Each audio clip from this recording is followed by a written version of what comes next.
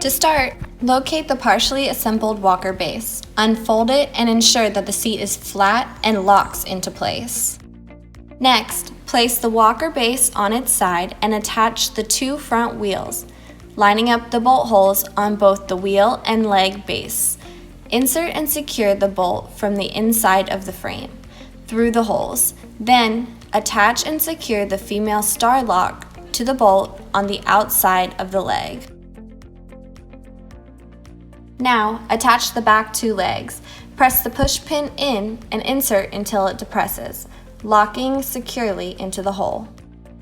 On each leg, insert the tri-grip screw from the outside and screw in to secure the leg in place. Next, locate the two handles and insert them into the front tubes of the walker legs.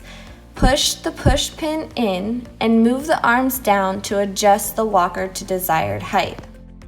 Insert the two hand grips into the designated slots within the arms. Then, measure and choose the desired length of the armrest by lining up the holes and secure with the bolt, curved washer, and female star lock. Locate the pin head on the base of the walker and attach the cane holder.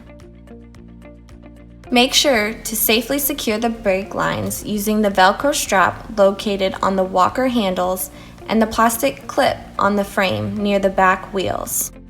Once assembled, hang the travel bag from its straps on the two tubes located on the front of the walker seat.